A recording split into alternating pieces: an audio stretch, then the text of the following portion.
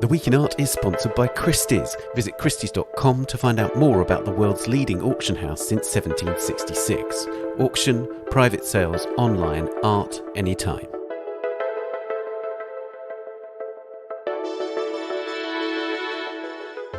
Hello, it's The Week in Art. I'm Ben Luke. This week, Louise Bourgeois' textile sculptures, soft power in Saudi Arabia, and Gerhard Richter at 90.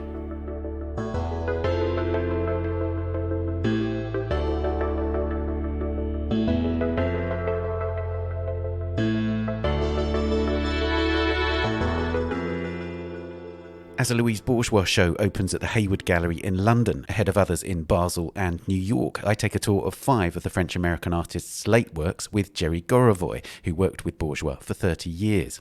Our chief contributing editor, Gareth Harris, has travelled to Saudi Arabia, where a host of contemporary art shows have just opened, but does this, as some commentators have said, mark a new era in the country's approach to culture? And in this episode's Work of the Week, Dietmar Elger, the curator of the Gerhard Richter Archive in Dresden, Germany, tells us about Fels, an abstract painting from 1989 at the heart of a new show curated by Richter at the Albertinum in the East German city. Before all that, a new series of our sister podcast, A Brush With, continues. In the podcast, I talk to leading artists in depth about the influences and cultural experiences that shape their life and work. The latest episode is A Brush With Charles Ray, and it's followed next week by A Brush With Alison Katz, the Canadian painter. So do subscribe wherever you get your podcast to hear that and to explore the archive of more than 30 conversations. Now, a host of shows of the work of Louise Bourgeois are opening in the first half of this year. Next week, the Kunstmuseum in Basel brings Bourgeois together with the American artist Jenny Holzer for a unique show, while in April, the Metropolitan Museum of Art in New York hosts what it hopes will be a revelatory show of Bourgeois' paintings. But the first of this spate of exhibitions opens this week at the Hayward Gallery in London. The Woven Child looks at Bourgeois' prolific use of fabric in the last 2 decades of her career before her death in 2010. Textiles were of particular significance through her life, partly because her mother was a tapestry restorer, and those textiles were then sold in a gallery in Paris run by Bourgeois' father. Characteristically, the artist used fabric in a huge range of visionary, psychologically charged and deeply symbolic sculptural creations. Jerry Gorovoy was Louise Bourgeois' assistant for the last 30 years of her life and is now president of the Eastern Foundation set up after her death. I took a tour with him of some of the key sculptures in the Hayward show, among the greatest works of her final years. Jerry, we're standing in front of In Respite in the Louise Bourgeois show at the Hayward Gallery. This is the earliest sculpture in the show, and it sets the tone in lots of ways, doesn't it? Tell us about this work. This piece sort of marks the slow progression in Louise's work, where she is incorporating objects from her life and found objects. Most of the work, let's say prior to the 70s, was pretty much abstract. But there was this movement to incorporate things. So in this piece where you have all these threads, so it happened that Louise got a studio that was a former sewing factory. And they made blue jeans and they sort of moved, I think, to Asia. So when she took over this studio, which was this concrete space in downtown Brooklyn, there was all the remnants of this sewing factory. And there were all these spools of thread. You know, they stayed there for a while, but that was the impetus, really, that Louise wanted to do something with it. And so she made this armature where she basically rested these spools of thread. They sort of, from the thread, she sort of unwind each spool and threaded to a needle, which is then piercing this very pink form, which is ambiguous. I mean, you'll see this pink form in many works. It obviously stands in for the figure. It's a little bit of sexuality, but it's a little bit of this marking of time. I mean, the thread, in a way, was just a perfect sort of material for her thematic concerns, which is a sense of time, the sense of repair, reparation. She came from a tapestry, the idea of sewing in a way. So it just all sort of came together. I'd like to ask about this idea of reparation, because she talked a lot about this, didn't she? And she associates that with her mother. Her mother was literally repairing tapestries. She was in this tapestry workshop. But also, when we look at this, you talked about this sort of pendulous rubber form. It's pierced quite brutally with these needles. So it's not just about repair, it's about damage too, isn't it? Well, it's a little bit like in other pieces, she uses the same sort of technique in a piece called Conscious and Unconscious, a series of these large vitrines. I mean, the needle definitely is a marker of time. It is maybe a seed of a trauma, a seed of a certain memory or incident that's sort of, that is piercing something in a way for sure, but it's also marking something. I think it's this idea that we have moments in our life which really are quite significant to our psychic life and to our relationship to other people. It does not necessarily have to be trauma. It could be trauma, it could be anxiety, it could be jealousy, rivalry, but there are moments in time where the body is really imprinted with psychological damage. Indeed. I think that's one thing. But it's also, as you mentioned, her mother. I think there was this, move not only to the found object, but move to this identification with her mother. And that only came about really in the 1990s, where there was this shift. There's a lot written about her antagonistic relationship with her father. But at a certain point, she's moving away, and sort of the last 20 years of her life, the father did not loom very large at all. I mean, unless someone brought it up, she wouldn't really refer to her father so much. It was really this idea of the mother. And in one of those sort of key motifs illustrating the mother is the spider. So let's go and look at a work which includes one now. Okay. So Lady in Waiting is part of a series of cells and a subgroup portrait cells that Louise made beginning in the 2000s, or actually maybe even a little earlier. So this one you see basically a spider sitting in a chair. The chair is covered in tapestry, and so is the spider. And from the window of this architectural setting are these 5 spools of thread. The number 5 for Louise always had this reference to the family. She grew up in a family of 5, and she had 3 sons. So there's this sort of idea. And the threads, go into the mouth of the spider. Now, this is Lady in Waiting, which is basically related to a previous piece, this idea of Eugénie Grandet in the Balzac novel. But the idea, Louise always felt that she never lived the life she wanted, and she kept waiting, and she was waiting for something to happen. She moved, she made work and all this. So it's this idea that fear and anxiety probably kept her from living the life, at least that she fantasized, or the life that she really wanted. And so you have this idea that the spider is sort of almost blending into the environment, like almost a defensive camouflage thing. Because the spider was an ode to her mother, but she also associated the spider with her own creative process. The spider builds its web out of its own body, and it's used to trapping. And Louise felt that sculpture has to come out of the body. The relationship to the body is one of the key things. She's got to feel it. When she's making a work of art, she has to feel it through the body, that she is expressing what she wants. I wonder if we might talk a bit about process while you're talking about that. So can you tell me about the process of how this came together? Would Louise work with assistants? So this here would have the tapestry. What Louise would do is that Louise had some tapestries from her background, but then as she wanted to work, then she would get more tapestries to fill in. So here, what she did was this chair she found, and then she would cut the tapestry and pin it both on the sculpture and on the chair. And then she had an assistant who was a sewing person who was able to sew it on to her.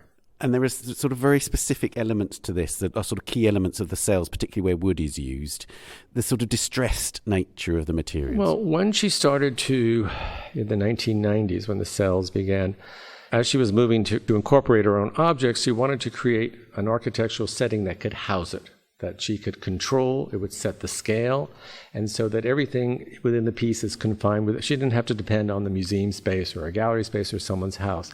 All the coordinates she was able to control. She preferred claustrophobic spaces anyway. She said, at least with a claustrophobic space, you know your limits in a strange way. So I think, everything with Louise, first there's the emotional and psychological impetus, but then there's the reality of making something. And it's a give and take. Louise said, you want to do this, and the material does that, or you cut something wrong and you need to. So there is this process. She always described it, and I've quoted many times the idea that, she's on a journey without a destination. She knows she's going in the right way, but she doesn't know what the piece will end up. And it's always, there's always this struggle. Was she attracted to ambiguity as well? Because that's one thing I love about the work. I know some people might want more resolution, but for me, it's so pregnant with atmosphere, with enigma. There is an ambiguity. The contradictory impulses, I would say, is really this idea between she could love you and she could hate you. She loved her mother, and yet she was resentful of her mother. She loved her father, and she hated her father. I think those kinds of things or those contradictory where these things need to be together, but they are actually opposites. And how do you hold them together? That's the psychic split. That's the contradiction. That's the anxiety in a strange way, because there's always a tug. Let's go down into the lower gallery. We're now surrounded by two works which are called couples. And these are these black bodies, but both of them feature prosthetic limbs. Tell us about these. So these were actually first shown in St. Pancras up at the Bell Tower in London. But, this idea of couples. Louise always had this fear of abandonment, which was a very early trauma that she had, and she never really got over it. So it's the idea that she wanted the couples to be together forever, inseparable. On the other hand, it's a combination. I think the two pieces, the one with the prosthetic arm is a much more aggressive, much more maybe sort of sadist kind of thing. It's locking it, making sure it's not going to go away, but is willing to maybe inflict damage to hold it together. And the other piece, you see the woman underneath, she's got a leg. She's much more passive. She's more like, it's more passive. So you have this sort of sadist, masochist, or passive and active in a strange way. But so she had this idea to bring things together. This whole phase of her life is the opposite of cutting and chipping away, is actually bringing things together. I mean, you see that in a lot of the works. But like the prosthetic devices, like everything Louise does, it has multiple references. It's never one thing. I think that's what gives the work a certain complexity and a certain kind of, you're not quite clear what's going on because there's multiple things going on. I mean, her sister had a bad leg. She basically talked about when she worked at the Louvre. She was a docent at the Louvre, and she said all the soldiers in World War I who were wounded were guaranteed a job by the French government. And so she said she would go down to the cafeteria, and half the place would be amputees eating and all that, and she just found it difficult. But then she lived near a prosthetic maker. And then her neighbor next to her had a prosthetic. So there are all these things of different chapters of life where that becomes a form. But for her, it was the idea also positive. I mean, the idea is like you have to figure out how to survive. So if you need a peg leg or you need this, I mean, there's this will to survive. There is a way. You need a crutch. You need a way to stand up, and you need to function. That's how you get through life. You got to figure out how you're going to survive, what you need to do to get through the day and live. Let's go upstairs. Now, in Lady in Waiting, we saw a rather diminutive version of the spider. Here we have a monumental one, and this is called Spider. Tell us about this work. So the spider was an ode to her mother, and you see the eggs in the belly of this large spider. But what she wanted to do is really make the web into architecture. And you see the two bones, so that's how the spider's web is used to trap for food. So she's created, again, her architecture. You are meant to enter this and sit in the chair and be under the protection of the mother. And it has also many narratives going on within it. But it's the idea of memory, of time, smell, bringing back memory. You have her bottle of Shalimar, which is the perfume that she wore. You have panels, like the panel on the floor, you see the genital was cut out. Yeah, I wondered about that. Was it cut out, or is it serendipity, or was it deliberate? The biggest buyers for tapestries when they were being restored were the Americans, the newly rich Americans, but they didn't want genitalia on their walls, so their mother would cut out the genitals and put a flower there. And you see the insertion of these flowers here, which is, So everything in every piece sort of reverberates in another piece and continues. But, it's about memory. It's about time, the passing of time. There are trinkets and lockets, aren't there? Yeah, hanging those are again. markers of time. Certain events where she went are commemorated in that. And, she has the cupping jars on the left of the wall, which is what she did to her mother. She took care of her mother who was quite ill. She always saw the spider as dainty, but also very clever and sort of very, very friendly. In the fabric restoration workshop, is it right that Louise, the young Louise, would draw the feet yes, on these that's tapestries? why you have the panel of the foot on the left, because Wonderful. Most of the tapestries had their most damage on the bottom. And so Louise would come in and draw the feet that then would be rewoven. And obviously, as with many of the spiders, you have the eggs in the belly of the spider. Here they're wrapped. What's the significance of the fabric wrap? You're just protected. There's like a, almost like a skin, like an egg in a way, because they're glass. The eggs are actually glass, and this is this sort of fleshy sort of coating. They're her stockings, basically. Did she ever articulate why she really wanted to explore the mother so much in those final years? Well, that's the thing. I think it was an unconscious move towards the mother because I think she was getting old. There are other bodies of work where there's all these pregnant women and gouaches, and you have a whole room downstairs of mother and child, right? Well, Louise is in her she's not looking to have another kid. It is this relationship to her mother, that she's looking for a mother to take care of her. She's thinking about her own mother. I mean, Louise never talked about death. She would never really talk about it. But I think she realized that she was getting more fragile. I think that was the other impetus for this whole clothes thing. She had held on to all these clothes and garments that belonged to her mother, and I think she said, well, I don't want, these things have such memory, they have such meaning, and if I put them in the work, they're going to last longer than my own physicality.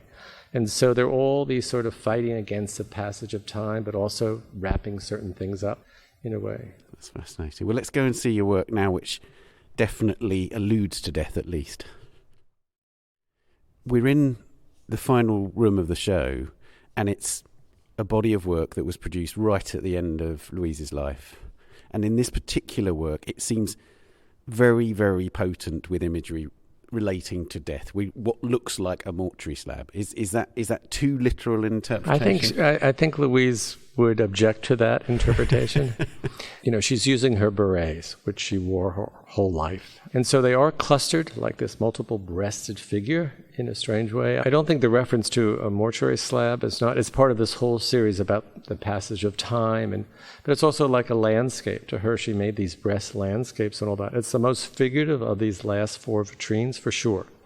But I think to her is more this peaceful sort of, repetition, this idea of growth. A lot of these, the rest of the works deal with progression and growth, and these are like pods, they're like seeds that are growing and all that. I think there's multiple resonance. As I said, it's definitely figurative, but I know she never referred to this as death. As I said, she never really talked about that. But what it does have, and I think this is something which maybe in the emphasis on the psychic trauma and everything else, people miss, is lots of humour. Yeah, I think Louise is sort of, Louise is trying to resolve something in the work. She's not trying to disturb anyone. She's not trying to shock anyone. And Louise had a sense of humor. She liked to tease. She had this sort of black humor in a way where she could be very sarcastic, and she would be, she's very witty, very seductive and witty, for sure. There's a range to the work, which I think expresses the range that she had as a person. Complex person, very up and down, very, very uneven, very aggressive, very emotional. And I think as she got older, these sort of, the aggressiveness in her, and she was quite aggressive, sort of subsided. You get older, you can't have so many tantrums, you can't sustain it, because physically on the body it takes its toll. But I think, as I said, bringing things together, like she wants to bring the berets together. There is this idea of, as I said, as opposed to tearing things apart, which is in the early work. I think, this idea of let's bring things together, let's make it harmonious, let them exist together, let them, so there's peaceful. Maybe that's what you're seeing in death. There's a peacefulness to me in this piece. It's very calm. One last question. It's a very busy year for Louise Bourgeois for the Eastern Foundation this year, because we have the Met show of paintings coming up. There's Jenny Holzer curating a show of her work in Basel. Correct. Why are we seeing this extraordinary moment for Louise? COVID. COVID really reorganized a lot of the exhibition. Things were postponed, and this was the slot. They're all very different projects. The Met show, as you said, is paintings, and a lot of these paintings have never been seen, and it should be sort of a revelation. That Jenny Holzer's take on Louise. Jenny is a very, I think, a fantastic artist, but it's her look at Louise and the relationship to text. And Jenny, it's not a show of Jenny's work. It's really about Louise, because she's projecting Louise's text on buildings. So it's really her really looking at Louise's work and really making something extraordinary. She made an incredible catalog, really like an artist's book on Louise's work with her writings and other works from the Kunstmuseum Basel. So they're all very different projects. The thing about Louise is that there's still so many aspects of the work that you can do. We're not repeating, in a way. So we're doing these shows because they each have a singularity, and I feel they're each contributing to understanding really something that's quite complex, that you could rearrange her work in various ways and see different connections. This is Ralph's show, and it's his, but I always see new things that I never saw. And that, to me, is the strength of the work, to be honest. It's not like you can't sort of fix it in a way.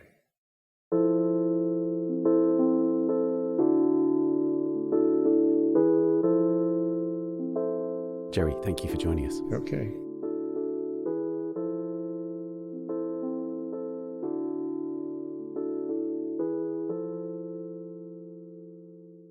Louise Bourgeois, The Woven Child, is at the Hayward Gallery in London until the 15th of May.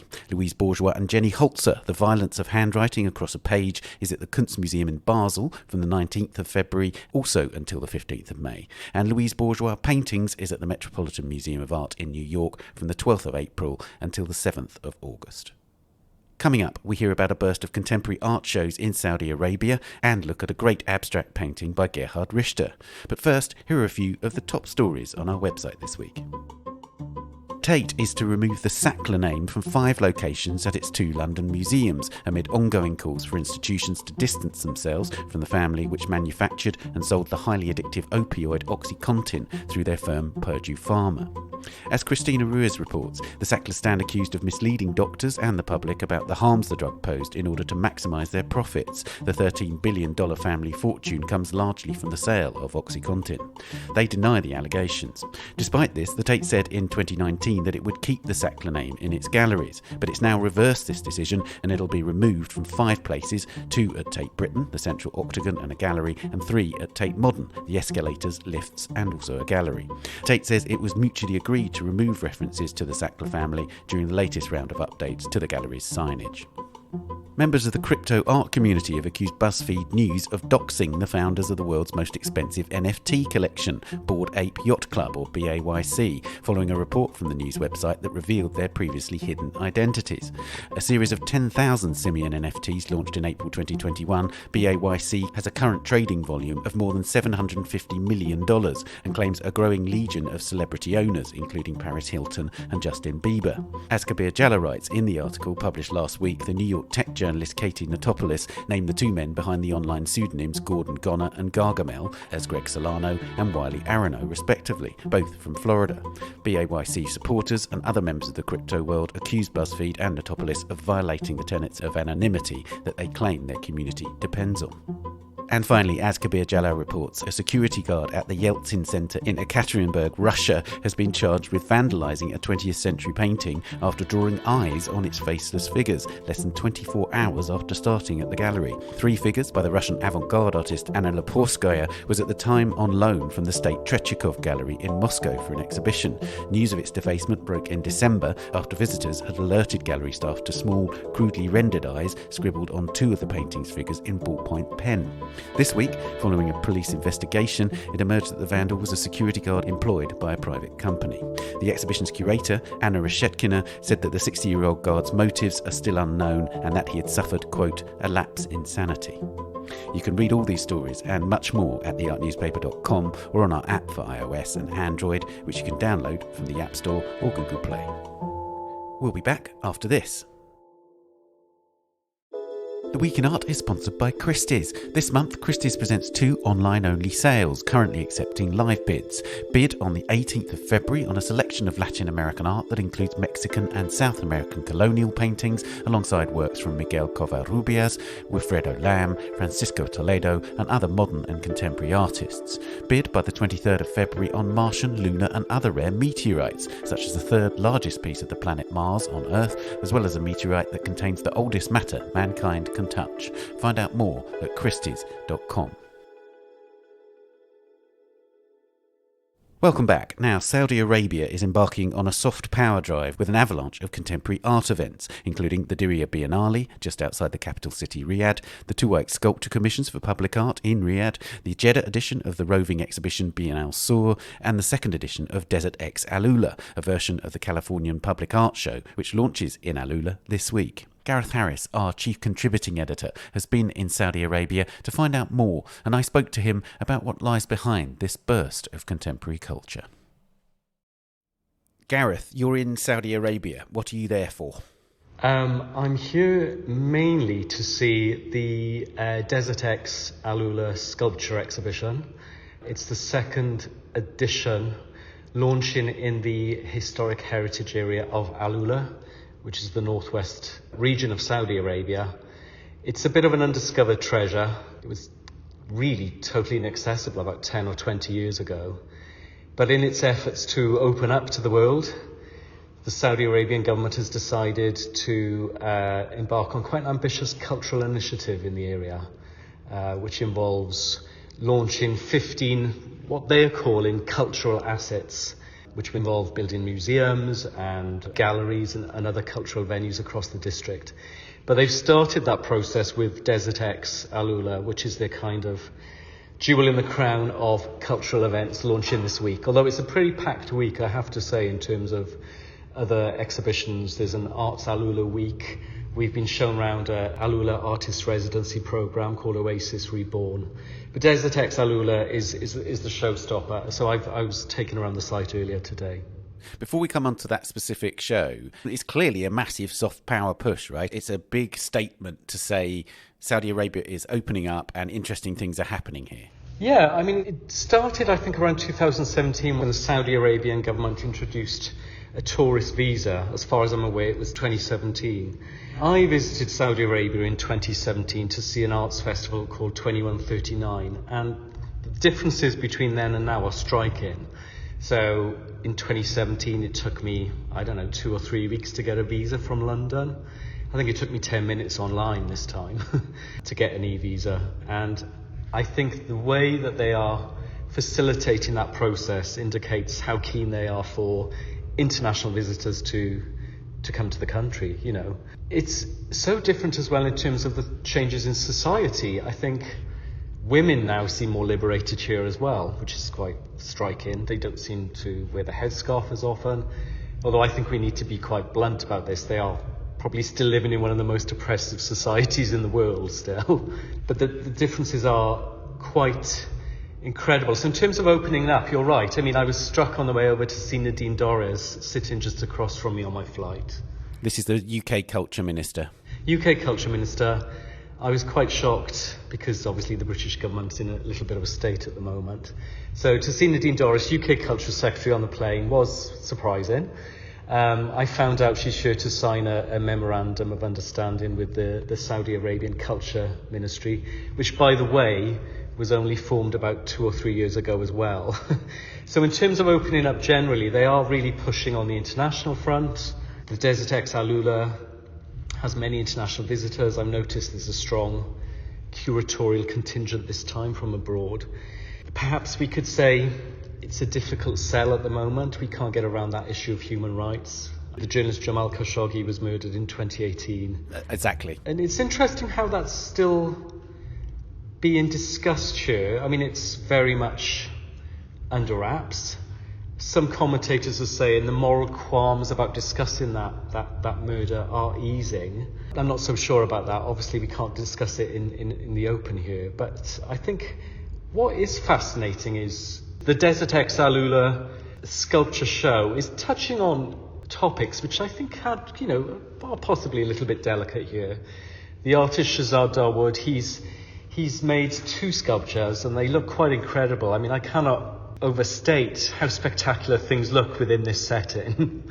They are dotted around a rock landscape that's thousands of years old, and I think sometimes it must be daunting for artists to come here and take on that challenge, actually. But Shahzad Dawood's done an incredible job. He's produced 2 sculptures, and they're sort of based on, they're sort of coral-like forms, and they are they have a sensitive surface which reflect the changes in temperature. It's meant to reflect, I guess, climate change effects, that kind of thing. And I suddenly thought about this. I thought, climate change here is still not really an openly discussed topic. I'm not sure Saudi Arabia was the most compliant country at the COP26 talks recently in Glasgow.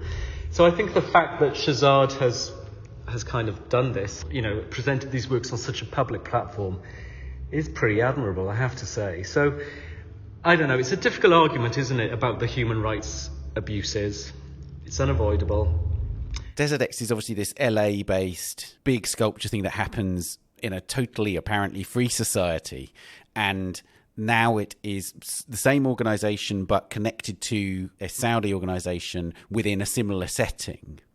Have you talked to the curators about freedom of expression and about what they're permitted to show, and to what extent they were even self-censoring or anything like that? There's a few people I spoke to. I spoke to Nora Alderbad. She's the Arts and Planning Director at the Royal Commission for Alula, which is the main Saudi governmental body overseeing the whole master plan here. And I did mention the issue of human rights in passing, really. But of course, she said it's still important to have cross-cultural dialogue. This is the kind of stance they take here. It's important to have a dialogue between artists of different nationalities. Is it better to have a dialogue between artists than not have a dialogue at all? I was looking at Shahzad Dawood's piece. I'm glad it's here. I'm glad it's on show in such a public setting. I do think that it's better to begin to have that dialogue than never to have it take place. There will be people who will say that this is a classic case of art washing. It's presenting spectacular, extraordinary works of art, seductive settings, and it's using art to cover up for appalling human rights abuses.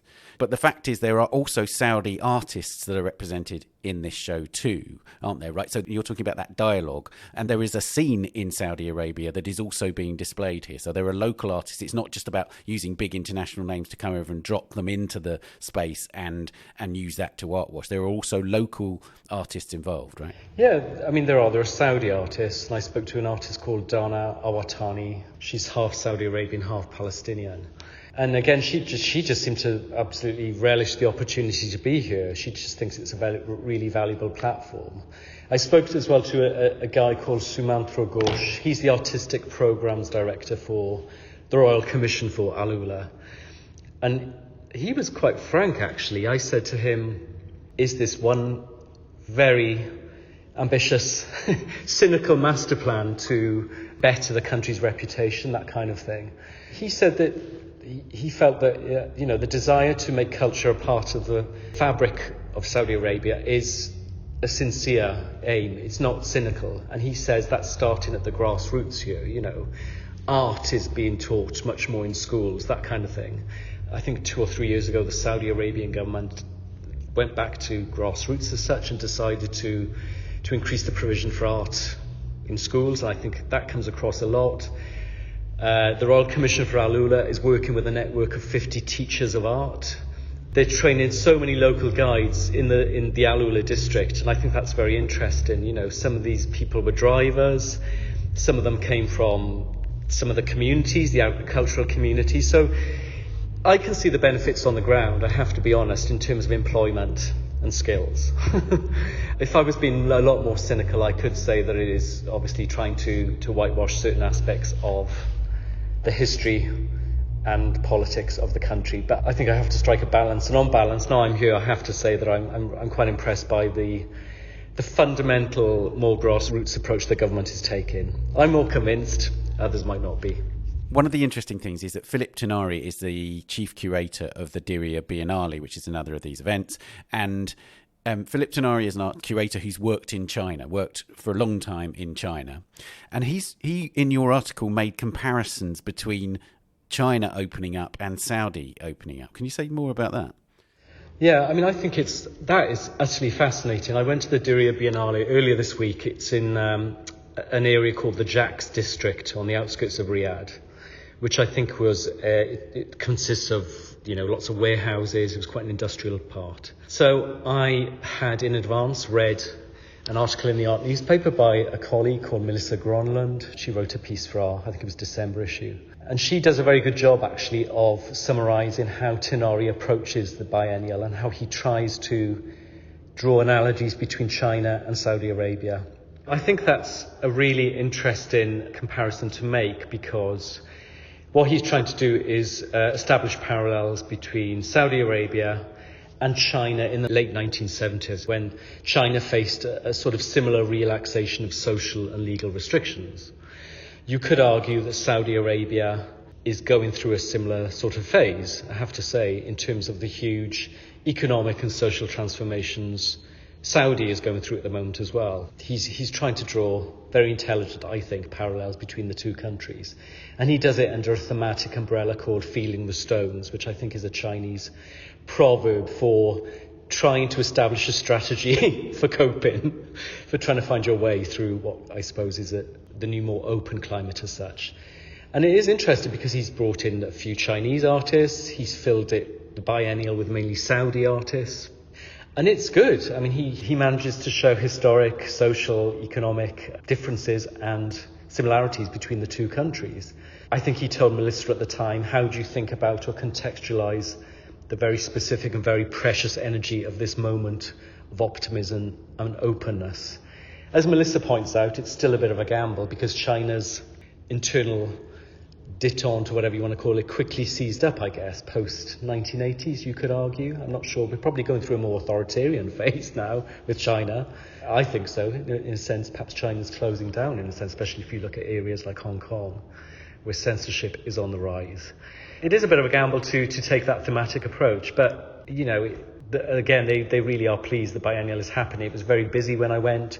There seems to be plenty of public art programming, I should mention that.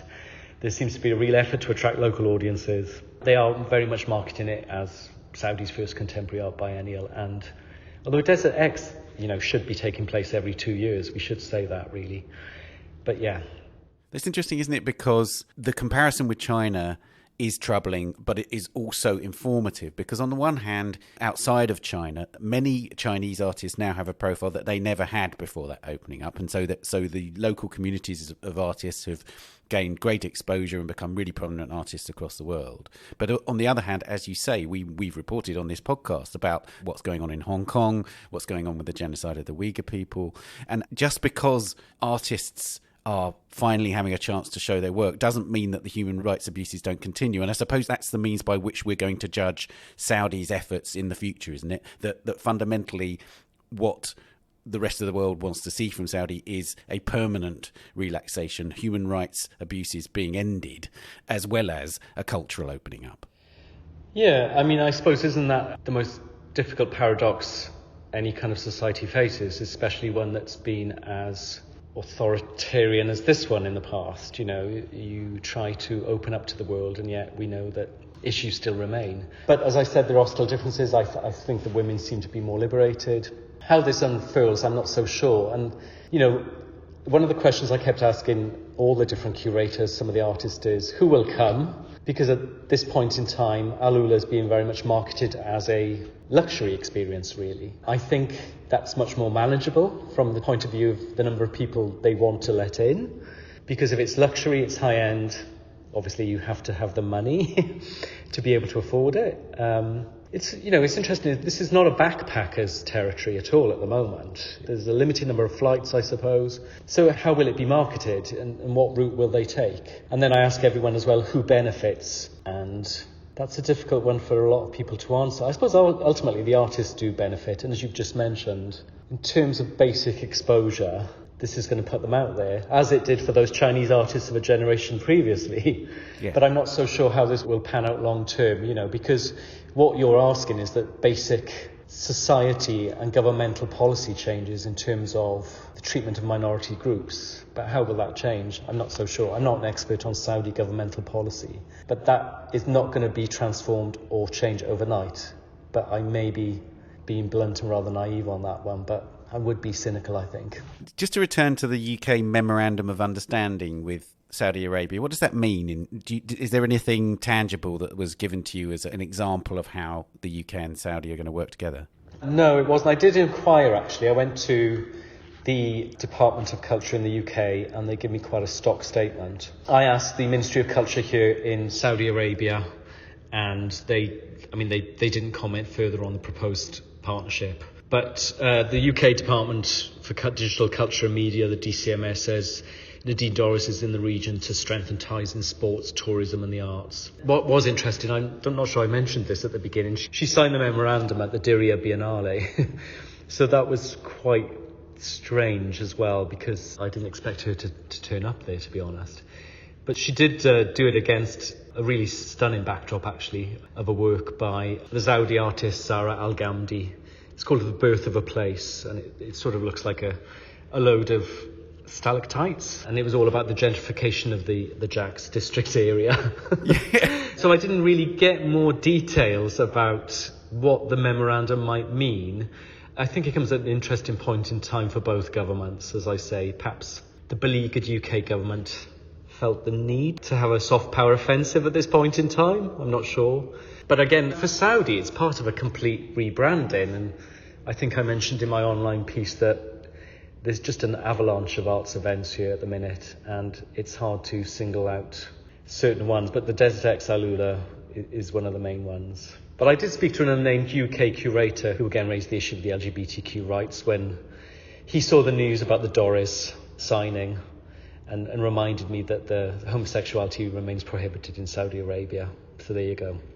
Lastly, you did mention that the Desert X show is spectacular. Give us a flavour of a couple of other artworks in that show. As I said, you sort of come across one piece and then you think it can't be better, it'll be more spectacular, and then you walk through the canyon and there's another just as spectacular piece, and it's quite overwhelming. You know, how to single things out is difficult, but there's a sort of golden waterfall as such, sort of hanging down one of the rock faces, and this installation is by an artist from Ghana called Serge Atakui Clotti. He sort of shrouded the rock in crafted tapestries made from yellow Quaffo gallons, which I think are plastic containers used in Ghana. So it's kind of like a sort of yellow waterfall running down the rock face, and it's hard to describe. I mean, you have to see it to believe it, but that really stands out. And then there's an absolutely incredible piece further down the canyon by an artist called Stephanie Dumas, and she has literally dug out of the ground, out of the sand, a greenhouse. She's created a subterranean greenhouse, and she's put a whole array of solar panels on the top, which are kind of mounted flush with the desert floor, which is feeding a bed of plants inside the greenhouse. And you kind of go in, and it's a sanctuary in the coolest possible sense, in that the temperature is low. It just drops when you walk in. And it's just a feat of engineering. I mean, I have asked if any of these works will be permanent, because 4 or 5 pieces from the last Desert X in 2020 are permanent. So I think that's still to be decided. But Stephanie Dumas' underground greenhouse must stay, surely. I hope they decide that it should be a permanent piece, because it's amazing.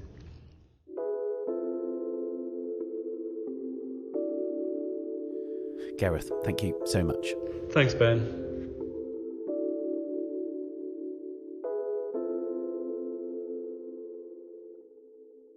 Desert X Alula continues until the 30th of March, and the Diriyah Biennale until the 11th of March. You can read Gareth Harris's reports from Saudi Arabia on the website and the app.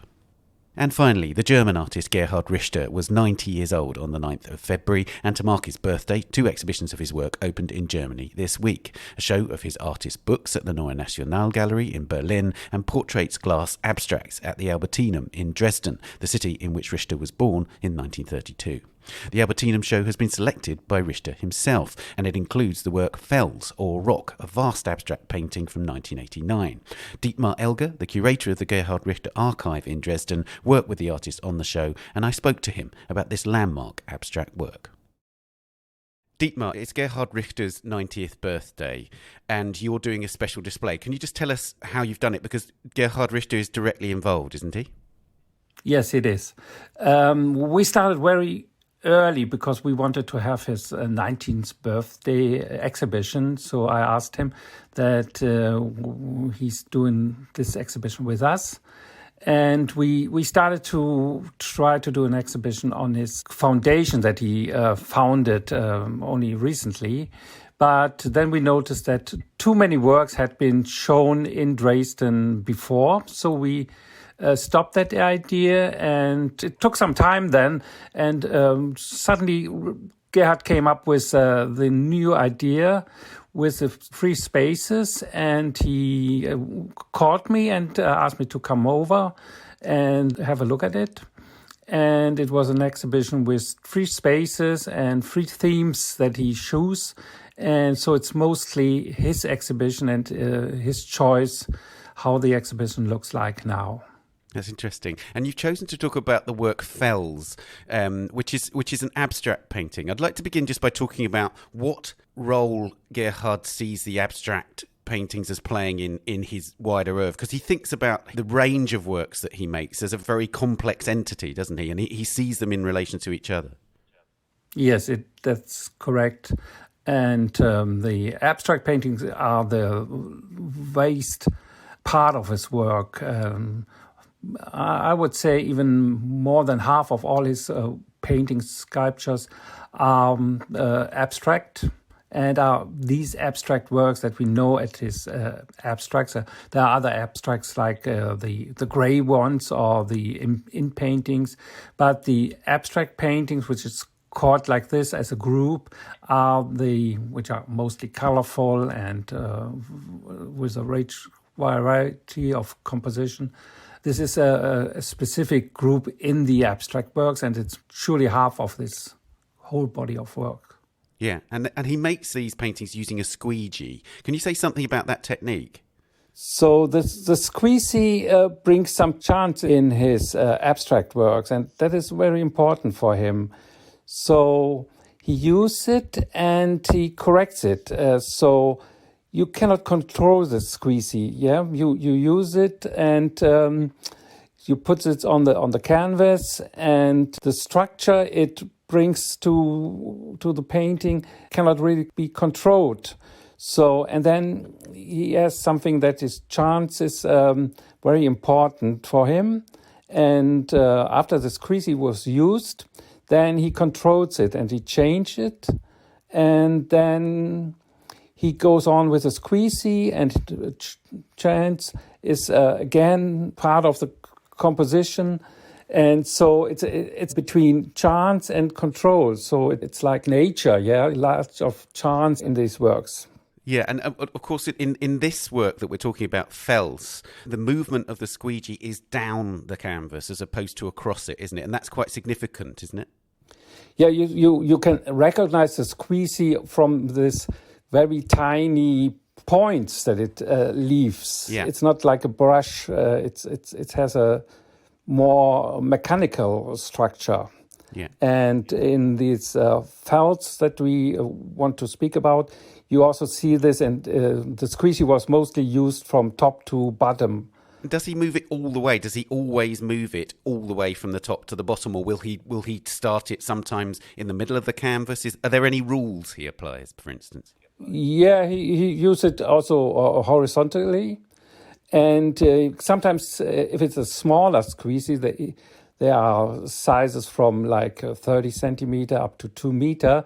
Then he can also move it back and forth, and they are more flexible to use. But with the large ones, they are very stable. So he goes from left to right, or he goes from top to bottom.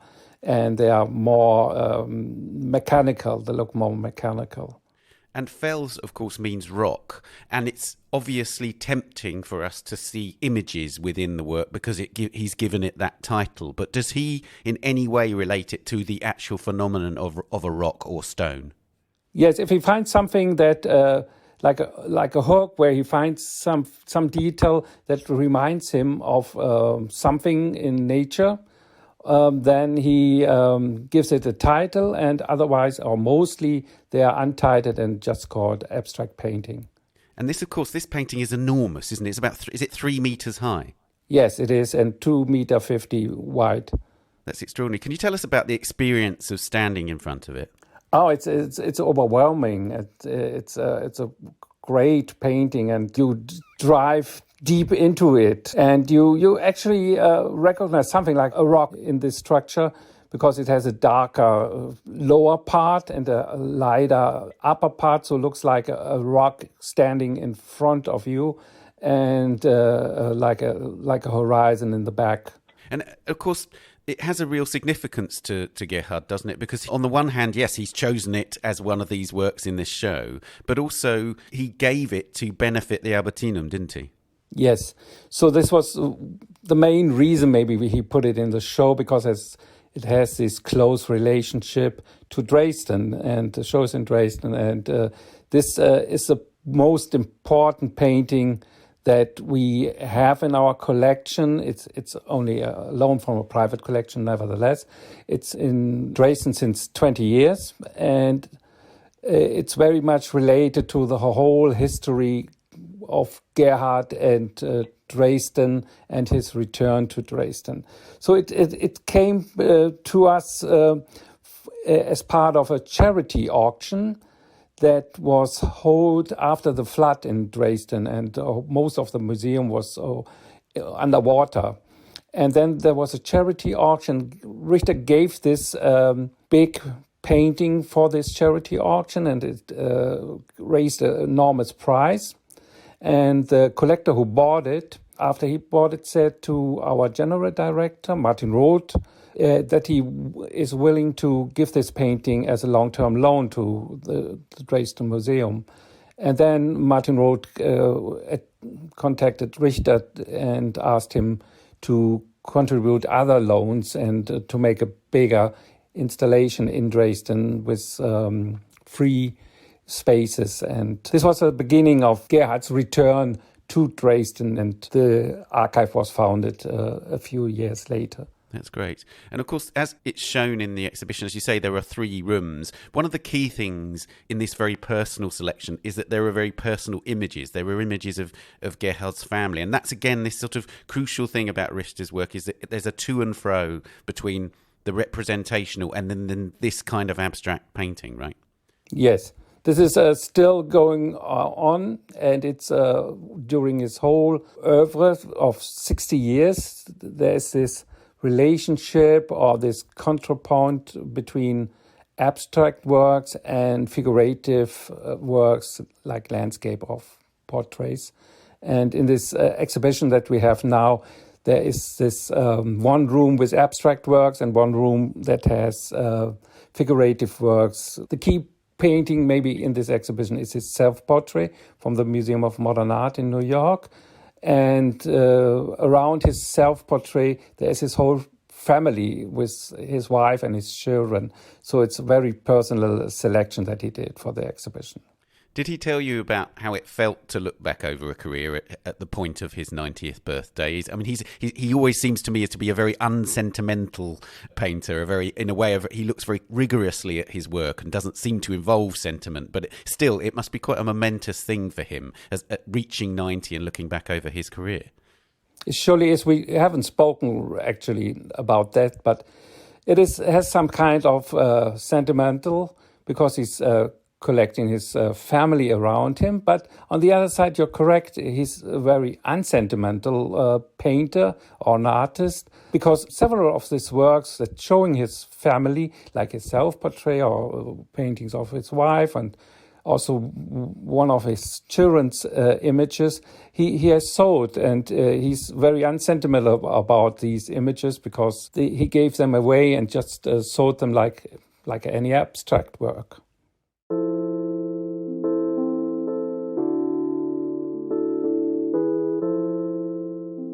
Dietmar, thank you for telling us about this great work.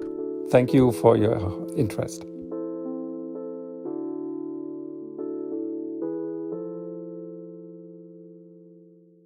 Fels is in Portraits, Glass, Abstractions at the Albertinum in Dresden until the 1st of May, and Gerhard Richter Artist Books is at the Neue National Gallery in Berlin until the 29th of May. You can see the painting and Richter's entire output on his official website, and that's at gerhard-richter.com. And that's all for this episode. We're on Twitter at Town Audio and on Facebook and Instagram, of course. The Week in Art is produced by Julia Michalska, Amy Dawson, Henrietta Bentel and David Clack. And David is also the editor and sound designer. Thanks also to Daniela Hathaway and to this week's guests, Jerry, Gareth and Dietmar. And thank you for joining us. See you next week. Bye for now. The Week in Art is sponsored by Christie's. Visit Christie's.com to find out more about the world's leading auction house since 1766. Auction, private sales, online, art, anytime.